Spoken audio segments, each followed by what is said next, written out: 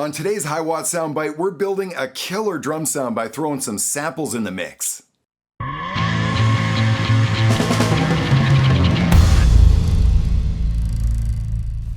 On today's Mix 911, I want to share one of the most common practices that I get up to here in my studio. You know, whether I'm mixing my own music or someone else's project, the practice of reinforcing or replacing drum sounds with samples, oh man, this is something I do day in and day out. 25 or 30 years ago when I first got started, the samplers and the technology that we had available to pull that off, oh man, rudimentary at best. And when we did try and go and add a sample to something, it was usually loud and clear, and it sounded horrible most of the time. Well, you know, with today's virtual sampler and the modern tools that we have available to us, we can do unbelievable things to a drum sound. So let's not mess around, let's dive right in and share some of these tools and techniques. Well, I don't think I was exaggerating when I say that this business of reinforcing and replacing drums with samples, this could be absolutely one of my most common procedures in the studio.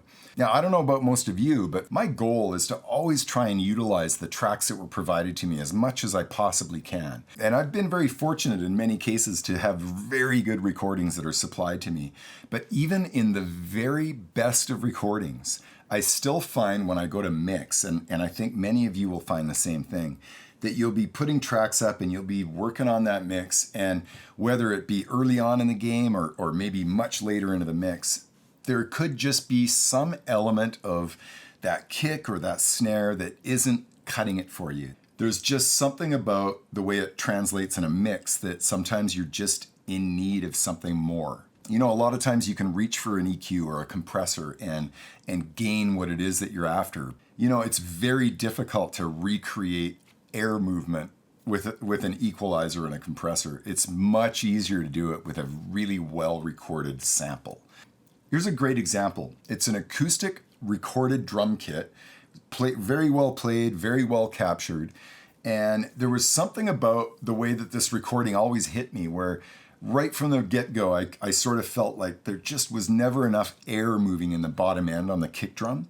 And the snare drum, same kind of thing. The snare, well recorded, nice sound. It's got a nice top and a bottom mic that I can blend, but there was just kind of a bit of meat, a little bit of chest of the snare, the actual drum itself that was sort of missing from the sound. Now, regardless of what sampler source we're going to use to reinforce these drums, we still have to create a MIDI track from the original performance. Now, there are a lot of tools that we can use to go ahead and create that MIDI track. For me personally, it's Melodyne. There's a lot of different ways you can use Melodyne. You can use it as a standalone application and you can just import a file and convert it to MIDI that way. I like to use it as a plugin. So I just open up a new instance. I make sure that my default mode is in percussive, which it is. And I press the transfer button and I hit.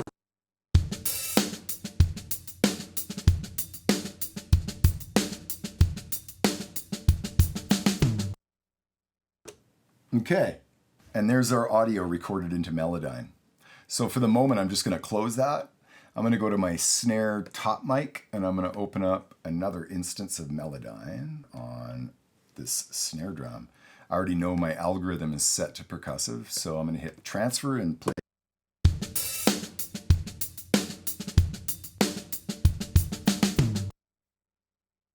Okay, there's all our snare audio in Melodyne. All right, so let's export a MIDI file from each of these two captures that we just did, the kick and the snare. I'm going to go to my kick drum first and I'll open up Melodyne. If I go up to settings, you'll see that I've got save as MIDI as an option. Well, I'm going to select that. And I'm just going to export my kick MIDI. Boom, done. Now I can close that. I can open up Melodyne on my snare top mic and I can see that there's my audio. Go back up to settings, hit save as MIDI. I'm going to call this the snare drum reinforcement MIDI. Okay, so that is literally all I need Melodyne for. So what am I going to do? I'm going to immediately just take that insert off and just delete it. So my very next step is in Pro Tools, I go up to my file menu and I say import MIDI. I want to import the kick drum. I want it to be a new track. And there it is. I'm going to go to my snare top. I'm going to do the very same procedure. I'm going to import MIDI again. And this time I'm going to import the snare. Okay. Well, the first thing you're going to notice is you'll see that Melodyne has gone ahead and picked up all of the information from this track, including all of the leakage. So I'm going to go ahead and highlight what I can tell are, these are all kick drums, okay? All of this business down here, this is all leakage on that track. The snare leakage, the hi-hat leakage, all kinds of stuff. Well, Melodyne is very, very sensitive and capable of picking all of that up. But of course, we don't want any of that. We just want the kicks. So you can literally and very simply just go in and grab all of this stuff down here and just hit delete.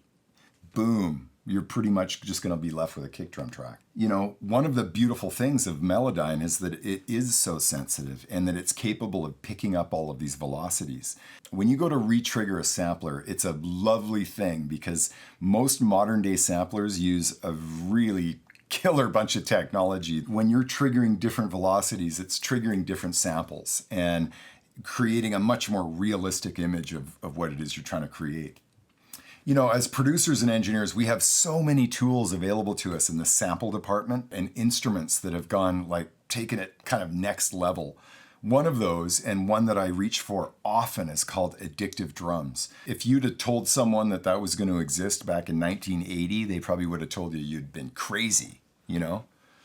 Addictive drums just does a very, very good job specifically of the snare drum. They've gone in and they've recorded so many variations of all of these different snares, and the variations are programmed to be played back with different velocities, and those guys have to be so proud of that program. Now with the kick drum, I am all over the map with the kick drum. I will use Stylus, I'll use Addictive, I'll use my own sample bank, I'll use Battery. There's so many different samplers that I'll reach for typically when I'm reaching for my kick department. So I've already gone ahead and found a really good kind of low-end air-moving kick drum sound inside of Stylus. I'll just go ahead and turn that on. I've got that selected here.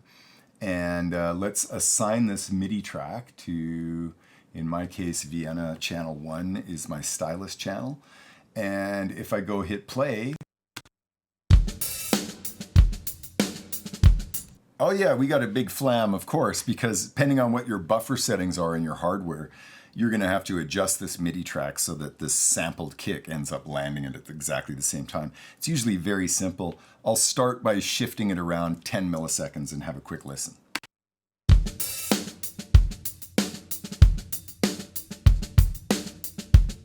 Okay, so I get it into the ballpark, and then I'll switch down to 1 millisecond increments, and I'll just shift that kick drum around a little bit and just listen to the tone of it.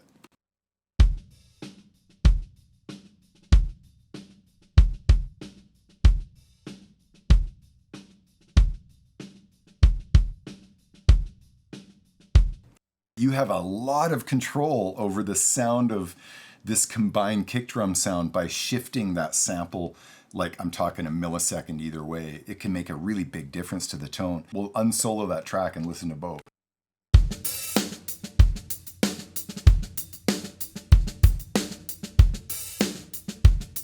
Now, I've got quite a bit of that level up just so we can really hear it right now, but you see that it's not adding a really big deal, right? It's just moving a lot of air. And if I mix that back into a kind of a more suitable level, it's very, very effective. Check it.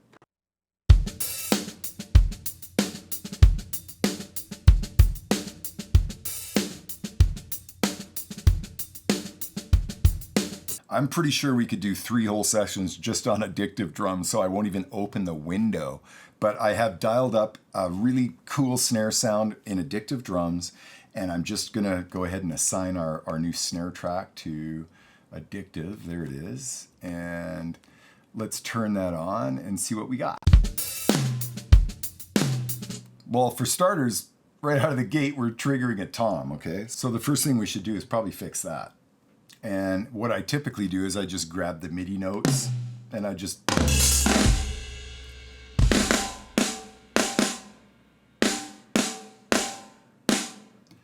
I like that snare, so we'll use that one. Close that back up. Now I can play these 2 snares together. Let's hear what we got. Of course, we got a big flam. So let's pull this MIDI track back maybe 20 milliseconds.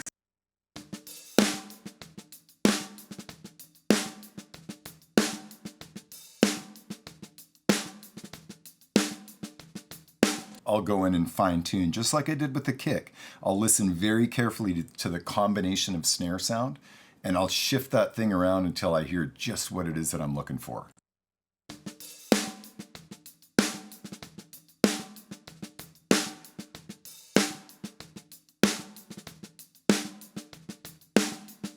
You're going to notice the very same thing as you do with that kick drum. If you start moving snare samples around and start lining them up too closely to the original snare that you're trying to reinforce, you're going to have all kinds of phase issues, because though those sounds are different, they do share some of the same frequency, obviously. And as those frequencies get locked into phase and you start moving that thing and getting it right phase locked, it'll start canceling, doing things like giving you inconsistent hits, and it'll just sound all wrong. So just shift it around until you find that sweet spot, which I believe we just did.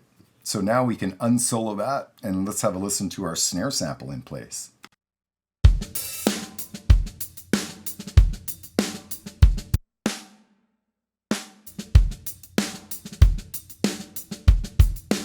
You know, with these modern tools that we have so much control. Instead of thinking about the sampler as the evil replacement for the drum parts, you've already done a great job recording the drums. Just think of sampled drums as being a way to enhance those. It's not about eliminating all of those original sounds and replacing them. It's really, for me, it's more about accentuating what's there and making it bigger and better and just more exciting. You know, some of these tools you may not have immediately on your system right now, but most of them have a killer trial version. In fact, I think Melodyne gives you everything for like 30 days, and you just kind of scale back, choose what version you want from there. Man, jump in with both feet. Start converting some of your drum tracks to MIDI and listen to what happens to your mixes. Wow. Well, thank you very much for sitting in on today's session. And if you feel this session has value, please consider subscribing to my channel, and by all means, go ahead and share this session with a friend or colleague.